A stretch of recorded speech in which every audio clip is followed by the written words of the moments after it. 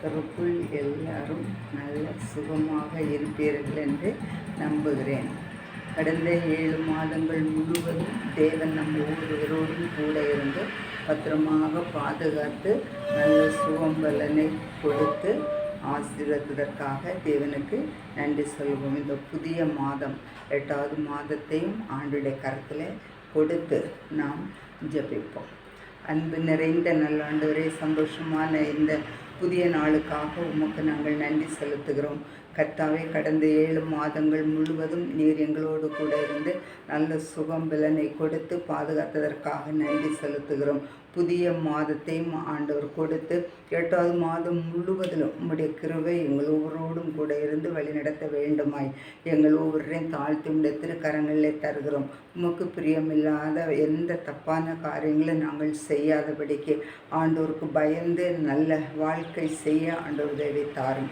இப்பொழுது கேட்க போகிற வசனங்களை ஆண்டவர் ஆசீர்வதித்து தாரும். தேவ கிருபை ஒவ்வொருவரோடும் கூட இருந்து சைகை நன்றாக புரிந்து கொள்ளவும் வாழ்க்கையிலே மாற்றத்தை கொடுத்து ஆண்டவர் ஆசீர்வதிப்பீராக. இயேசுவின் மூலம் வேண்டுகிறோம் நல்ல பிதாவே, ஆமேன். கர்த்தருக்கு ஸ்தோத்திரம். போன 3-4 பாவம் பெருகினதன் மூலமாக தேவ கோபம், தேவன் தான் உண்டாக்கின தேசத்தை அழிக்க வேண்டும் என்று சொல்லி தேவன் யோசித்து பிளான் பண்ணி நோவா அவன் கையில் பொறுப்பு கொடுக்கிறார். எதற்காக என்றால் தேசம் அழிக்கப்பட வேண்டும். தேசத்தில் இருக்கிற எல்லா ஜனங்கள், ஆடு மாடு எல்லாவற்றையும் ஆண்டவர் அழித்து போடுவார் என்று சொல்லி நோவாவுக்கு சொன்னார். அப்போது தேவன் நோவாவுக்கு சொன்ன அந்த வார்த்தையை இப்பொழுது நிறைவேற்றி கொடுக்கிறார். தேவன் நோவாவை கூப்பிட்டு சொல்கிறார், அளவு பேழை அளவு சொல்லி அந்த பேழைக்கு உள்ள யார் யார் போக வேண்டும் எல்லா காரியங்களையும் அப்படியே எழுதி கொடுக்கிறார். அதே போல் நோவா கீழ்ப்படிந்து செய்தார் என்று சொல்லி வசனம் சொல்லப்படும். இப்பொழுது நாம் தேவன் நோவாவை கூப்பிட்டு சொன்னது, அப்புறம் நோவா செய்து முடித்ததை பற்றி வசனம் சொல்கிறோம்.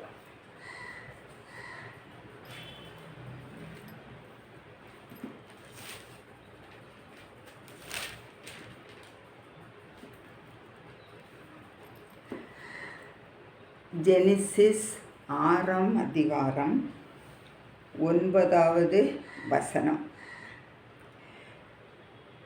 நோவாவின் வாழ்க்கை. நோவா தன் காலத்தில் இருந்தவர்களுக்குள்ளே நீதிமானும் உத்தமனும் தேவனுக்கோடு சந்தரித்து கொண்டிருந்தவனுமாய் இருந்தார். நோவா தேவனோடு சஞ்சரித்து கொண்டிருந்தார். 22வது வசனம். நோவா தேவன் சொன்னபடியே செய்தார். தேவன் தனக்கு கட்டளை கொடுத்தபடி எல்லாம் செய்து முடித்தார். 9வது வசனத்தில் நோவாவின் வாழ்க்கை எப்படின்னு சொல்கிறார். நோவா பரிசுத்தமான மனிதன், உண்மையான மனிதன், தேவனோடு வாழ்ந்து கொண்டிருக்கிறோம் என்று 3 நற்குணங்களை பற்றி தேவன் நோவாவை குறித்து சொல்கிறதை நாம் பார்க்கிறோம். அதனால் அவ்வளோ ஜனங்கள், தேவன் உண்டாக்கின எல்லா ஜனங்களுக்குள்ளும் பாவம் செய்த அநேக மனிதர்கள் இருந்த போதிலும் தேவன் நோவாவின் குடும்பத்தை தேர்ந்தெடுத்தார். ஏனென்றால் நோவா ஆண்டவருக்கு பிரியமாக, பரிசுத்தமான மனிதனாக, உண்மையுள்ள மனிதனாக, தேவனோடு பேசி பேசி பேசி தேவனோடு வாழ்ந்து கொண்டு இந்த 3 நல்ல குணங்களும் இருந்தபடியினாலே தேவன் நோவாவை தேர்ந்தெடுத்து அந்த ப்ரோக்ராம் எல்லாவற்றையும் கொடுக்கிறார். அழிக்கப்பட வேண்டும், தேசம் அதனால் தேவன் சொல்கிறார், நீ ஒரு பேழையை உண்டு பண்ணி அளவு எல்லாம் கொடுத்து ஆயத்தப்படுத்தி எல்லாம் இது மிருகங்கள், பறவைகள், ஊரும் பிராணிகள், கடலுக்குள்ளே இருக்கிற மீன்கள் எல்லாவற்றிலும் ரெண்டு ஒரு ஜோடி ரெண்டாக தெரிந்து எடுத்து பேழைக்குள்ளே கடைசியாக சொந்தம் குடும்பம் மொத்தம் 8 ஆட்கள். இதுன்னா கணவன், நோவா, மனைவி, 3 ஆண் பிள்ளைகள், அவங்க 3 பேருடைய சொந்த மனைவிமார்கள், மொத்தம் 8 பேரை தேவன் அந்த பேழைக்குள்ளாக கொண்டு போய் ஆயத்தப்படுத்து என்று சொன்னார்.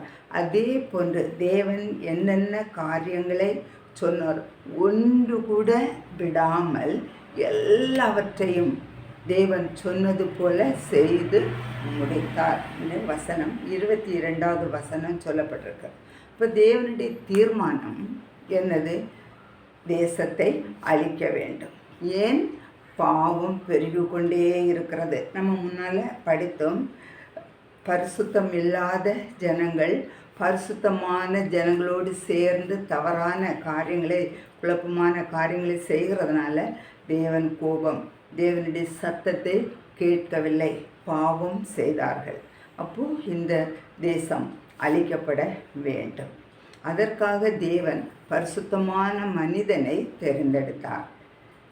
பாவத்தை நீக்கும்படியாக பரிசுத்தமான மனிதனை தேவன் தேர்ந்தெடுத்தார். இப்போ நோவாவின் குடும்பம் ஆண்டவருக்கு பயந்து, ஆண்டவருடைய வார்த்தைக்கு கீழ்ப்படிந்து தேவனோடு வாழ்ந்து கொண்டிருந்ததுனால நோவா மட்டுமல்ல, அவங்க சொந்தம் குடும்பம், பிள்ளைகள், மனைவி எல்லாரும் சேர்த்து ஆண்டவர் 8 பேரை தேர்ந்தெடுத்து அந்த பேழைக்குள்ளே வைத்தார். அப்போது தேவனுக்கு பயந்து நாம் வாழ்க்கை செய்யும்போது ஆபத்துகள், குழப்பங்கள் வரும்போது தேவன் பாதுகாப்பார். நம் ஒவ்வொருவரையும் தேவன் பாதுகாப்பார். நம்ம சொந்தம் குடும்பங்களை தேவன் பாதுகாப்பார். தேவனுக்கு பிரியமில்லாமல் தப்பான காரியங்களை செய்யும்போது தேவன் அழைத்து போடுவார்.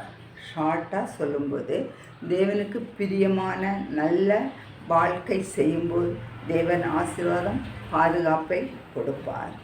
தேவனுக்கு பிரியமில்லாத தப்பான வழியிலே நடக்கும்போது தேவன் அழித்து போடுவார்.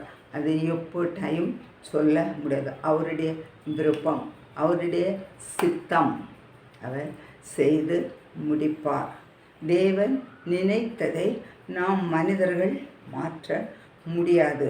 ஆனால் நாம் தேவனிடத்தில் போய் அழுது ஜெபம் பண்ணி, தேவனை தயவு செய்து என்னை மன்னிங்க, நான் தப்பு செய்து விட்டேன், தயவு செய்து மன்னிங்கன்னு கேட்டு தாழ்த்தி நாம் ஜெபம் பண்ணும்போது தேவன் நம்முடைய ஜெபத்தை கேட்டு நமக்கு மாறுதலை தருவார்.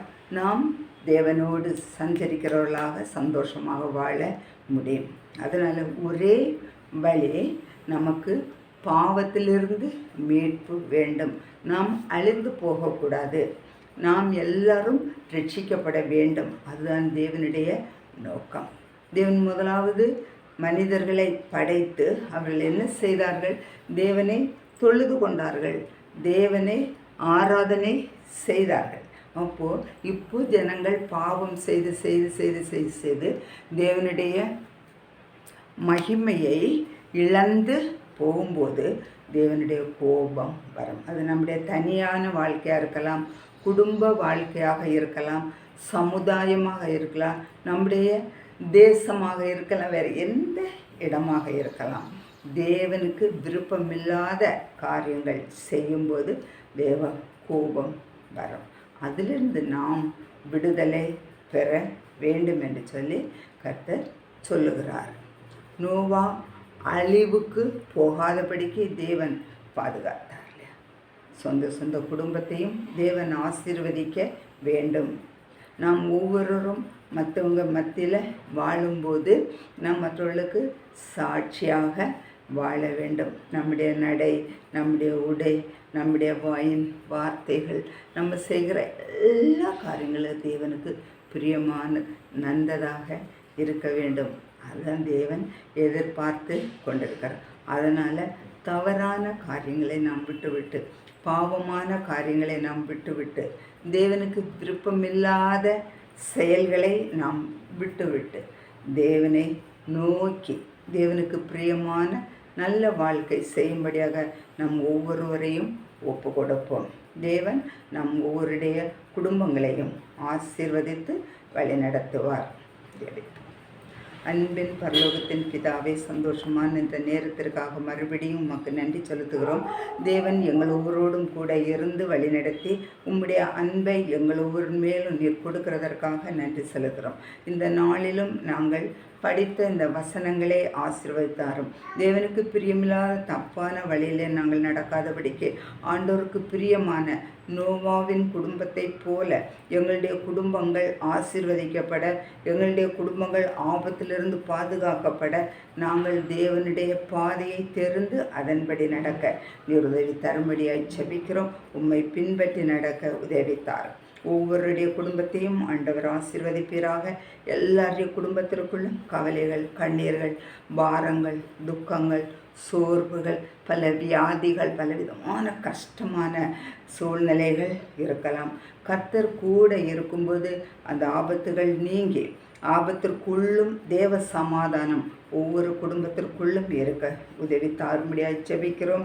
கர்த்தாவே, குழந்தை வேண்டும் என்று இருக்கிற பிள்ளைகள், திருமணத்திற்காக காத்திருக்கிற பிள்ளைகள், வியாதியிலிருந்து சுகம் வேண்டும் என்று காத்திருக்க எல்லா குடும்பத்தின் பிள்ளைகளையும் தேவன் ஆசீர்வதி எல்லாருக்கும் நல்ல சுகங்களை கொடுத்து ஆசீர்வாதங்களை கொடுத்து வழிநடத்தும்படியாக ஜெபிக்கிறோம். மீதியா நேரத்தில் அடுத்த மறுபடியும் நாங்கள் ஒருவரை சந்தித்து ஆசீர்வாதத்தை பெற்றுக்கொள்ளும் வரையில் தேவ கிருபை எங்கள் எல்லாரோடும் கூட இருந்து வழி நடத்தும்படியாக இயேசு கிறிஸ்துவின் மூலம் வேண்டுகிறோம் பிதாவே, ஆமேன்.